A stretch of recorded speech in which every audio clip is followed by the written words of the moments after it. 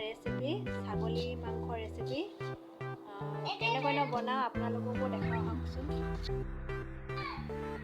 এয়া মই ছাগলী মাংস আধা কেজি লৈ লৈছোঁ আৰু এইফালে লৈছোঁ কাটি লোৱা পিঁয়াজ, এইফালে ৰচুন অলপ, আদা খুন্দি লৈছোঁ অলপ, এইফালে পিঁয়াজ পাত লৈছোঁ, এইফালে কেঁচা ধনিয়া লৈছোঁ অলপ আৰু এইফালে জলকীয়া দুটা লৈছোঁ, এইফালে লৈছোঁ তেজপাত দুখিলামান, ভিতৰত লৈছোঁ এইফালে গৰম মছলা অলপ লৈছোঁ, এইফালে জিৰা, কালজিৰা, ধনিয়া সকলো মিক্স কৰি খুন্দি লৈছোঁ, এইফালে লৈছোঁ মিট মছলা অলপ, এইফালে হালধি আৰু নিমখ, আলু কেইটুকুৰামান ডাঙৰ ডাঙৰকৈ কাটি লৈছোঁ। এতিয়া সকলোবোৰ আমি মেৰিনেট কৰি ল'ম। আমি ছাগলী মাংসখিনিৰ লগত মছলাবোৰ মেৰিনেট কৰি ল'ম। এতিয়া ৰচুন দিছোঁ অলপ, আদা আৰু পিঁয়াজ পাত দিছোঁ অলপ, পিঁয়াজো দি দিছোঁ, এইফালে মিট মছলা অলপ দি দিছোঁ, হালধি অলপ দি দিছোঁ, এইফালে আছে লং, ইলাচি, দালচিৰা সকলোবোৰ মিক্স গুড়ি কৰি লৈছোঁ, সেইবিলাক দি দিছোঁ, এইফালে দিছোঁ ধনিয়া পাউডাৰ অলপ আৰু এইফালে এতিয়া অকণমান তেল দি দিছোঁ। এতিয়া সকলোবোৰ মিক্স কৰি ল'ম।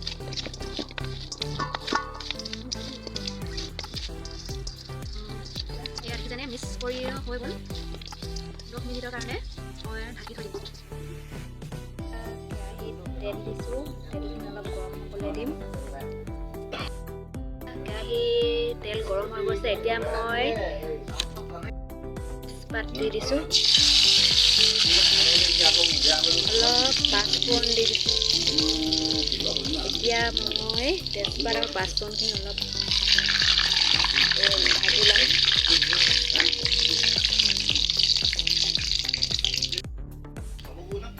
এতিয়া মই কাটি লোৱা পিঁয়াজখিনি দি দিম।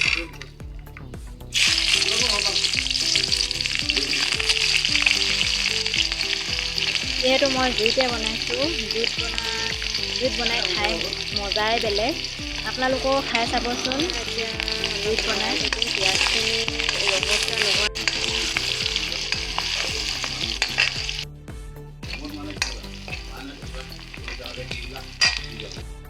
এয়া পিঁয়াজখিনি ৰঙা হৈ গৈছে। এতিয়া মই দি দিম মেৰিনেট কৰি লোৱা ছাগলী মাংসখিনি।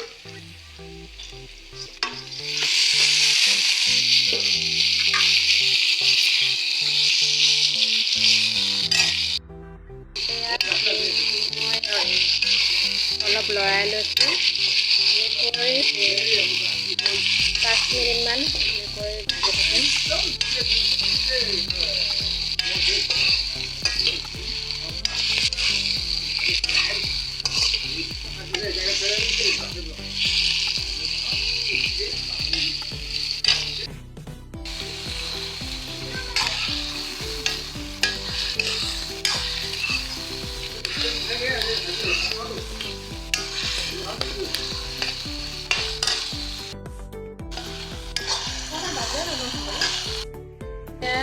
ছাগলী মাংস তেল ওলাই গৈছে, এতিয়া মই দি দিম আলু।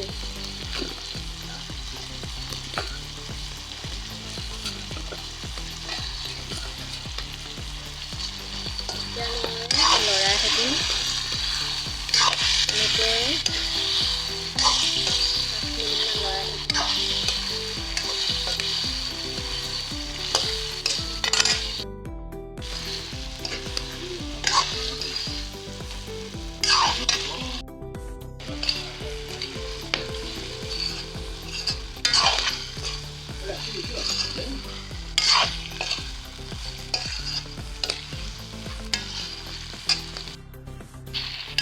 এতিয়া মই অলপ সময়ৰ কাৰণে ঢাকি দিম।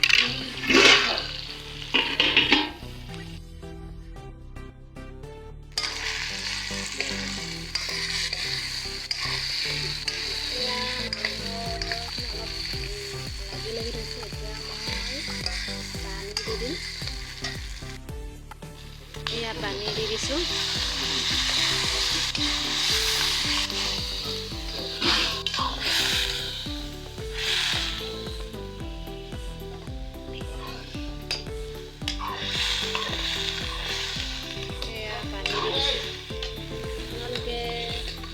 পানীৰ পৰিমাণটো চাই দিব, মই ইমানকণ দিছোঁ।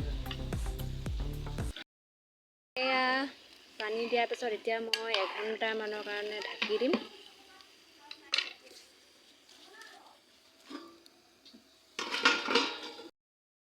কণ খোলাৰ পিছত এয়া উতল আহিছে।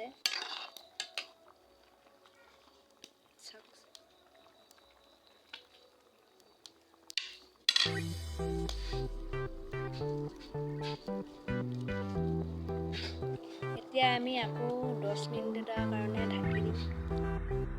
এয়া আকৌ ঢাকনখন খোলাৰ পাছত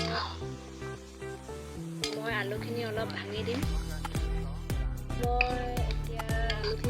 ভাঙি দিম।